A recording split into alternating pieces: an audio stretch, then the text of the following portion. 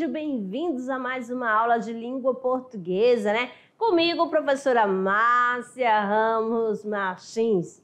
Amadinho, nossa aula de hoje, a aula 33, vamos falar sobre o que, amada? Sobre intertextualidade. Lembraram? Aquele diálogo entre textos? Você tem uma impressão que já está lendo um texto? Opa, eu já ouvi isso. Parece-me, né? Que eu já...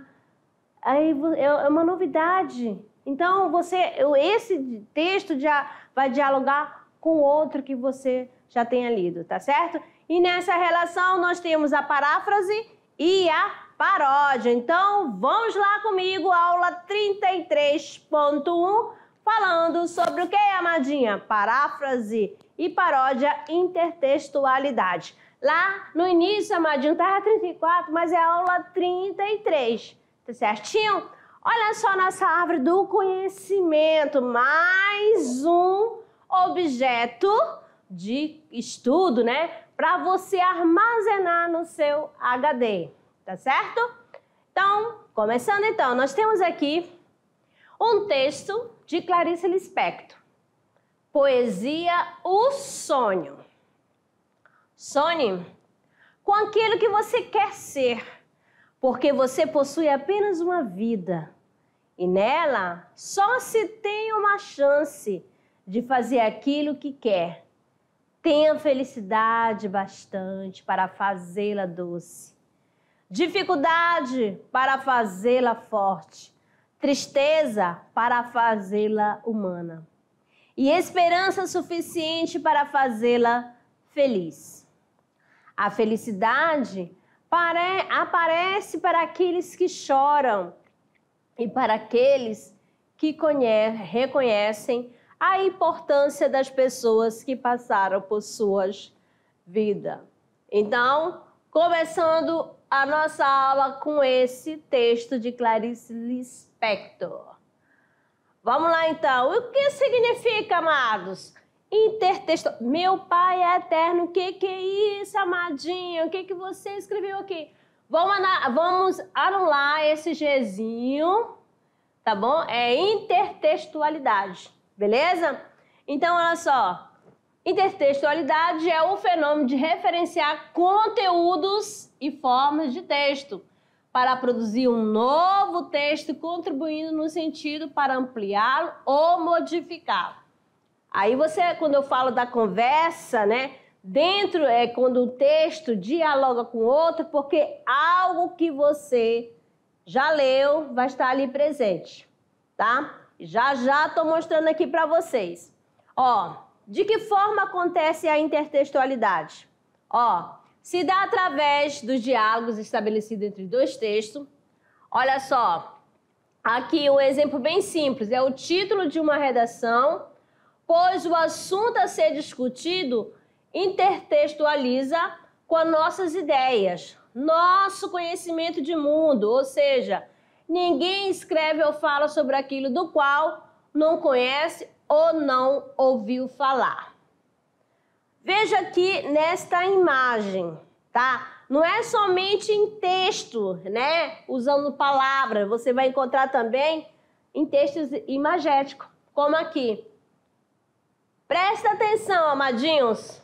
Esta imagem te faz lembrar de algo? Se não tivesse, claro, amado, se não tivesse aqui, ó, faz de conta que não tem o título, a última ceia, a última Santa Ceia. Tanto que tá parafraseando, não é mesmo? Tem a última ceia e aqui está dizendo assim, ó, a última Santa Ceia.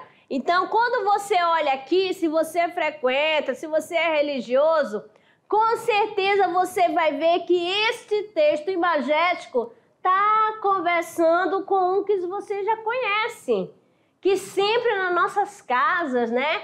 Ou na casa dos nossos avós, de algum parente, lá na sala de jantar, bem no centro tem o quadro da ceia, que é a Santa Ceia, né? A última ceia de Jesus Cristo. Lembra? Então, só que aqui, amada, está falando da última Santa Ceia. O que você faz a ligação? Com o avanço da tecnologia, né? A questão de quem são os apóstolos aqui. Apóstolos, ó, estou fazendo só uma comparação, amada. São quem? São os robôs. Tá certo? Então, faz essa ligação. Então, é uma cópia, né? Faz uma releitura. Tá certo? Esse texto está conversando com outro que você já conhece. Estão entendendo, amadinho? Então, vamos lá. A intertextualidade também ocorre com textos visuais, como aqui, ó, como eu já falei, ó, neste daqui, ó, a releitura da última Santa Ceia. Tá certo? Jesus e os seus 12 apóstolos lá fazendo a leitura. Beleza? Mas só que aqui está fazendo a leitura quem? Olha a posição de cada um. Tá certo? Mas quem, ó, no caso está substituindo as pessoas, os apóstolos aqui, ó, são os robôs. Beleza? Vamos lá. Tipos de intertextualidade. Nós temos aqui a alusão, né? Olha bem, ó, alusão. Nesse método a intertextualidade é feita de maneira indireta e simbólica. Usando referência de elementos de um texto em outro, é o ato de indicar ou insinuar um texto anterior, sem, no entanto, aprofundar-se nele. Então, como diria, olha só o exemplo, o poeta amanhã é outro dia. Então, aqui está fazendo uma alusão, não está sendo uma coisa direta, tá bom? Aí, sempre não tem os filósofos, né? Quando a gente vai fazer lá na sua dissertação ou a sua redação, você usa argumentos, né? São os repertórios, né? Que vai dar respaldo na sua nota para alguém, para você convencer. Segundo o sociólogo, aí vem a frase de citação. Então, aqui está fazendo uma alusão também. Como diria o poeta? Mas que poeta é esse? Amanhã é outro dia. Beleza? Tomando nota aí, amadinhos. E vamos agora para outro tipo de intertextualidade. Olha só, engasgando aqui, amada. É assim mesmo. Nós temos aqui a paródia. Será que é fácil? Amado, além de construir-se um novo texto com semelhança a um anterior, procura-se também evidenciar uma mudança de sentido que interfere ou subvertem o sentido do texto, o qual passa a apresentar forte teor crítico, cômico ou sátiro. Então, agora, no dia a dia, vamos lá, vamos pegar a aula de matemática. Aula de matemática, aula de biologia, os professores sempre fazem paródia. Viu só? Pega a melodia e joga ao conteúdo, entendeu? Do que você está estudando. A professora Lucy, ó, quando ela está dando aula de PA e PG, lembraram da musiquinha? Ela já contou para vocês? Então, isso dali é uma paródia. Professor Silvio também usa bastante, né, musiquinha para ensinar o conteúdo. Falta aqui a Amadinha vir aqui com uma paródia e cantar para vocês, tá certo? Mas, como eu não tenho esta habilidade, deixo para vocês criar a paródia do conteúdo, belezinha? Vamos lá! E fiquem de olho nos exemplos. Temos aqui mais outra paródia. Ó, aqui eu tenho a paródia da Canção do Exílio, tá certo? De Gonçalves Dias. Com certeza você já ouviu falar bem assim, ó, do poema. Minha terra tem palmeiras, onde canta o sabiá. As aves que aqui gojeiam, não gojeiam como lá. E aí vai seguindo, tá certo? Então, o Murilo Mendes, ele fez uma paródia em cima da canção de Gonçalves Dias, tá certo? Prestem atenção, amadinhos, aqui, ó. Minha terra tem macieiras da Califórnia, onde cantam gaturanos de Veneza. Os poetas da minha terra são pretos que vivem em torres de ametista.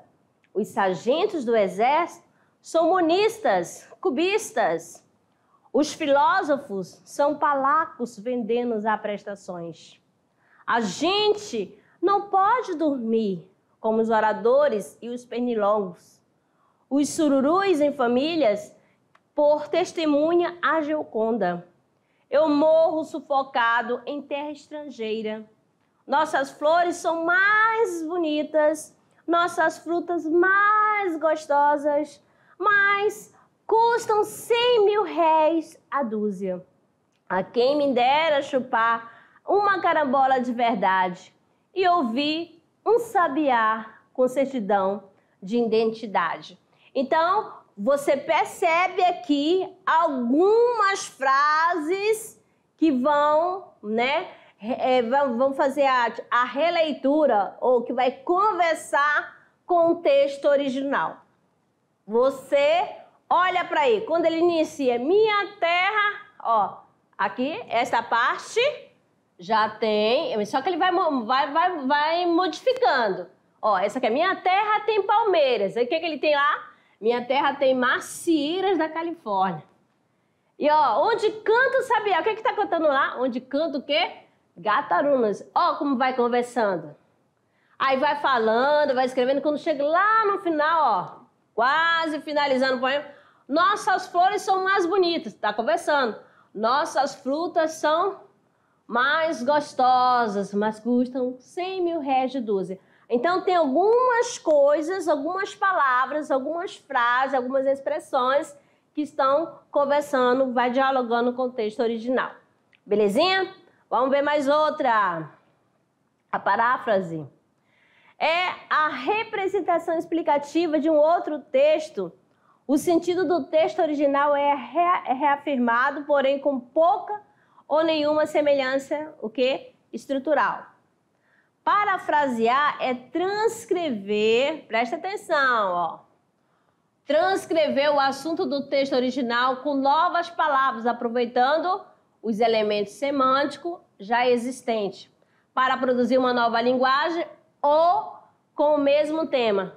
Aqui, essa técnica de parafrasear, você usa lá na sua redação do Enem, amadinho. Por exemplo, você não pode pegar lá do texto de apoio, né, que vem lá acompanhando para fazer a sua dissertação, copiar do jeito que está lá.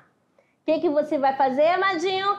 Você vai fazer a reescrita usando novas palavras. Que palavras são essas? São sinônimos, tá certo? Os sinônimos das palavras que estão lá no texto original, só trocando. Então, você está parafraseando. Caso você copie do jeito que está lá, o que vai acontecer com você, amadinho? Zero, amado. É zero, nota zero, sem explicação nenhuma. Beleza? Então, vamos dar sequência aqui. Paráfrase também aqui da Canção do Exílio. Outra aqui. Aqui é a original. Ó, Gonçalves Dias. Ó, minha terra tem palmeiras, onde canta o sabiá. As aves que aqui gojeiam, não gojeiam como lá. Nosso céu tem mais estrelas, nossas várzeas têm mais flores, nossos bosques têm mais vida, nossa vida mais amores. Gonçalves Dias, original, tá? Agora vamos ver, olha só, no hino nacional, o nosso hino nacional também parafraseou a Canção de Exílio de Gonçalves Dias.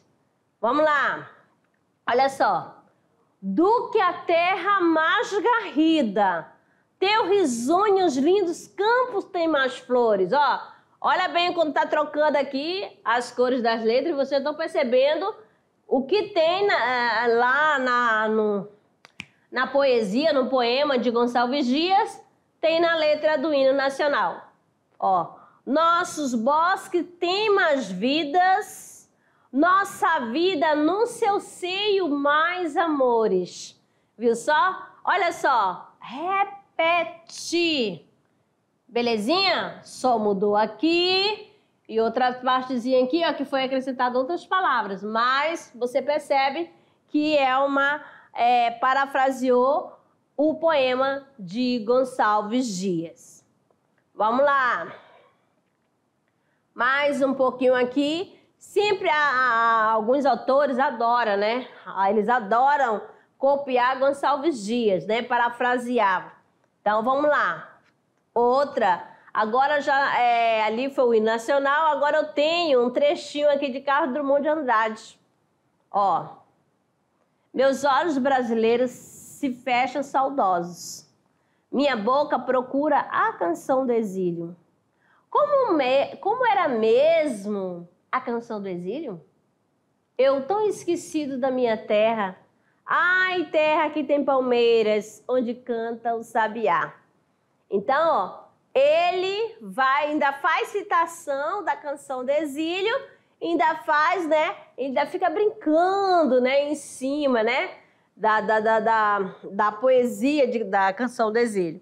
Beleza? Olha só. Ai, eu tão esquecido da minha terra. Olha, já fala que ele já esqueceu da terra. Onde cantava o sabiá. Olha só. Eu tão esquecido da minha terra. Ai, terra que tem palmeira. Onde canta o sabiá. Não é a mesma coisa que eu falar assim? Minha terra tem palmeira onde canta o sabiá. Olha só. Tem palmeiras e canta o sabiá também. Beleza? Então, tome nota aí, amadinho. Vocês estão entendendo, meus queridos? Verdade? Ótimo. Então, mais outra aqui, ó. Daqui, né? Usando a mesma coisa. E olha só o que fala. Drummond faz somente uma recriação daquilo que Gonçalves Dias já havia criado na era romântica. Porque você sabe que Gonçalves Dias, ele faz parte do romantismo, né? Da primeira geração do romantismo. Gonçalves Dias, ele, vamos dizer assim, da pátria nacionalista, valorizava a questão das coisas, né? Da terra, do nativo. Tá certo? Nacionalista, Gonçalves Dias, Canção do Exílio. Mais outra aqui para vocês, outra paródia, mas só que agora já vamos lá pro modernismo, né? Pré-modernismo. Nós temos Oswald de Andrade. Ó, minha terra tem palmares, ela já não é mais palmeira. Onde gojeia o mar. Os passarinhos daqui não cantam como os de lá. Não lembra um pouquinho da Canção do Exílio? Aí eu, poxa, amadinha, se alguém chega falando assim, minha terra tem palmares onde gojeia o mar, os passarinhos daqui, não cantam como os de lá, se a pessoa não sabe que é uma paráfrase, aí eu falei, amadinho, não é assim não. Mas essa daqui não é de Gonçalves Dias, não, mas essa daqui é de Oswald de Andrade. Preste atenção. Ah, tá. Beleza? Então, fique de olho. Já a paródia é um exemplo de recriação baseada em um caráter contestador, às vezes até utilizando de uma certa dose de ironia e sarcasmo, como você percebe aqui, Oswald de Andrade. Recurso que foi muito utilizado pelos poetas modernistas com o objetivo de criticar os moldes, né, de outras escolas literárias. Quando fala assim de outras escolas literárias, ele tá fazendo a parada de cima de quem, amadinho? Não é lá de Gonçalves Dias? É claro que vocês estão no primeiro ano, mas vocês vão estudar romantismo no segundo. Mas com certeza você já ouviu falar de Gonçalves Dias, né? Nos textos, né? Nos livros didáticos tem. Esse poema é o mais famoso, tá certo? Ó, minha terra tem palmeiras onde canta o sabiá. As aves que aqui gojeiam, não gojeiam como lá. Aí você, pronto, faz aí. E Oswald de Andrade, né, lá no modernismo, e essa da primeira geração, eles queriam modificar, quebrar, entendeu? Essa ligação de tudo copiar lá de fora. Você já sabe disso, que tudo acontecia lá na Europa depois que veio aqui para o Brasil.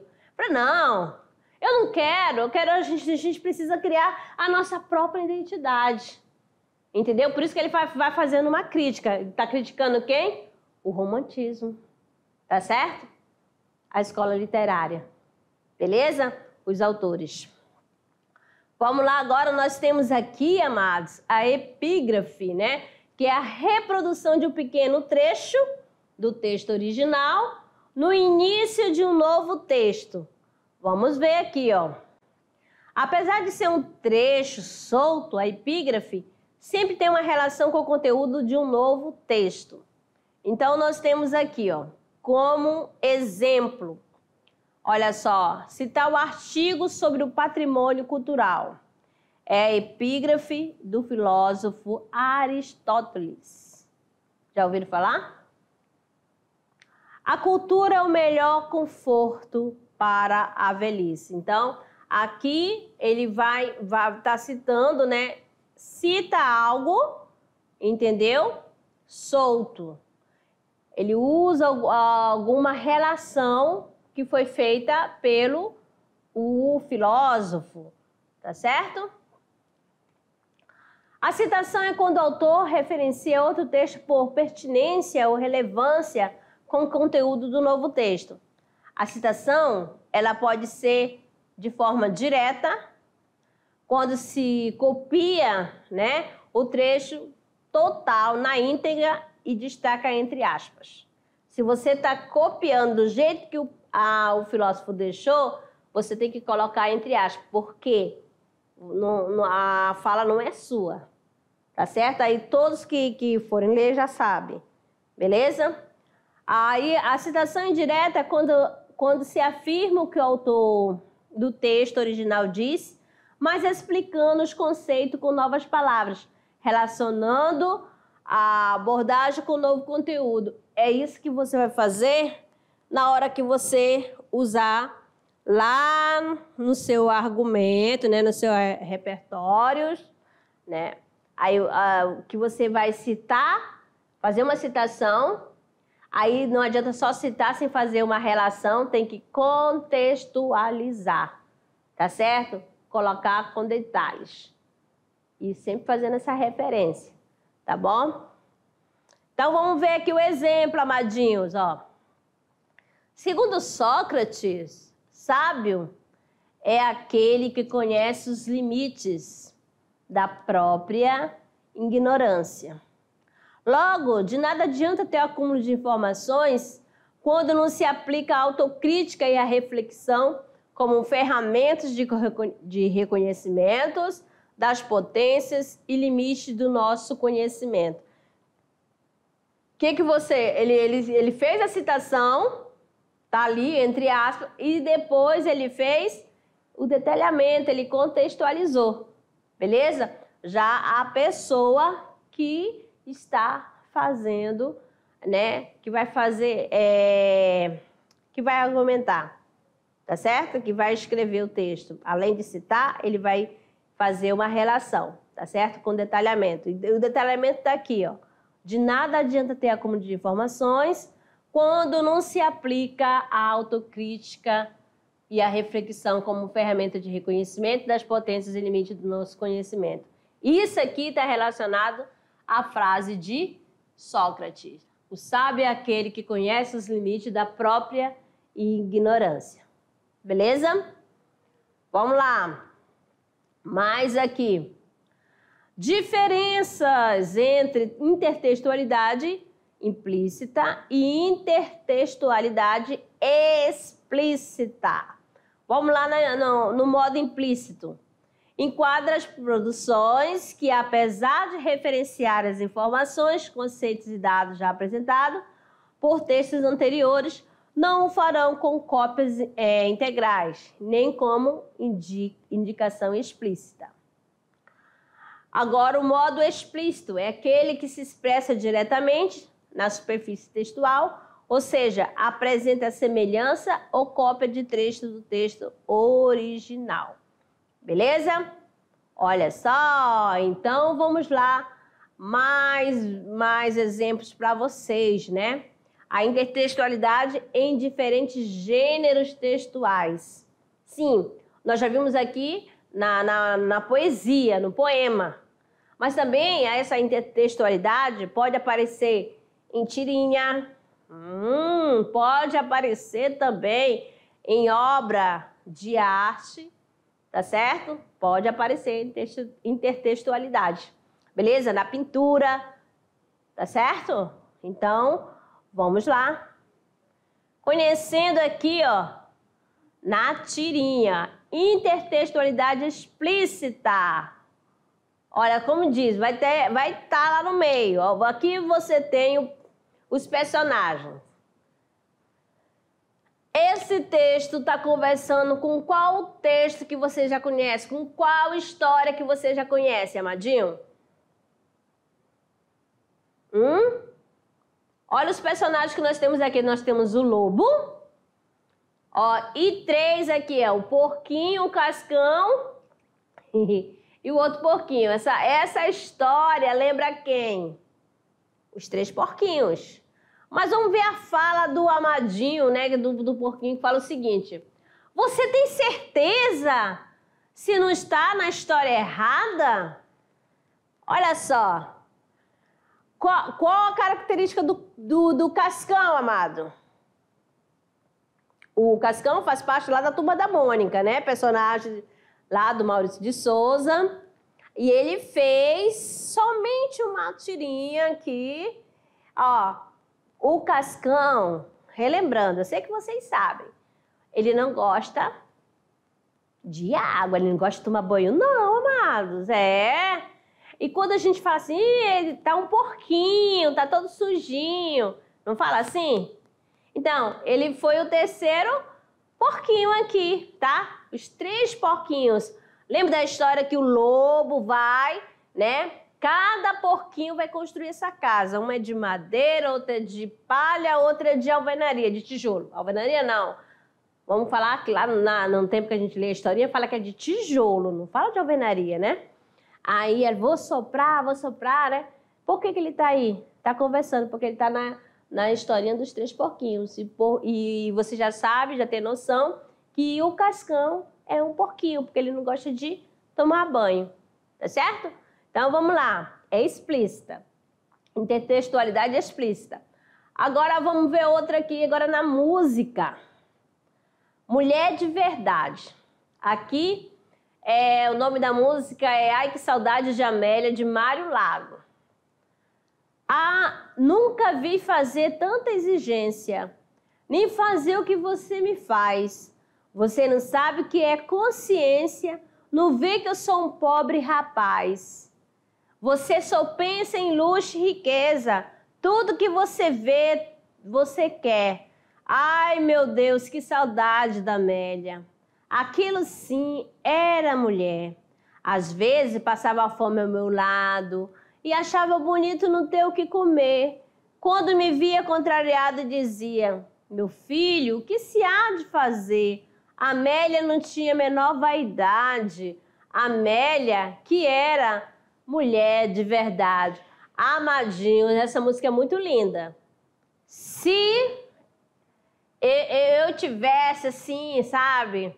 Porque eu não quero que vocês não saiam da sala, senão daqui a pouco não vai ficar ninguém aí, tá certo? Mas outro dia eu vou preparar essa música e vou cantar pra vocês, beleza? Vamos ver outra aqui, ó. Agora, a canção que vai desconstruir Amélia, da Pitty aqui, ó. Já é tarde, tudo está certo. Cada coisa posta em seu lugar. Filho dorme, ela arruma o uniforme, tudo pronto para quando despertar. Desculpa. Toma uma água, peraí, só um pouquinho.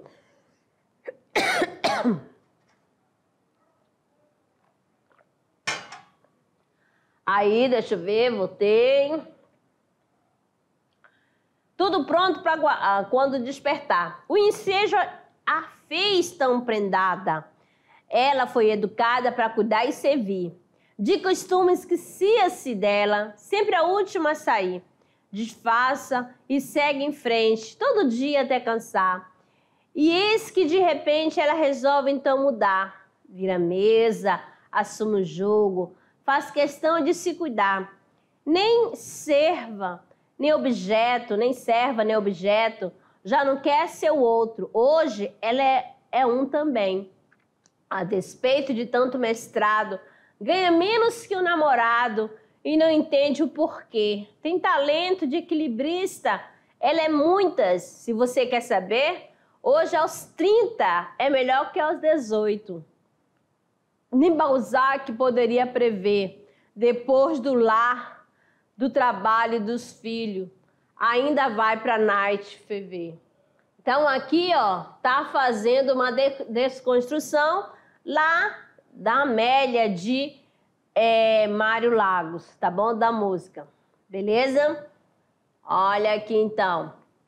Neste caso, a intertextualidade é percebida no título da canção de Pitt, né? Que faz referência direta à Amélia de Mário Lagos, que ficou eternamente conhecida como Mulher de Verdade.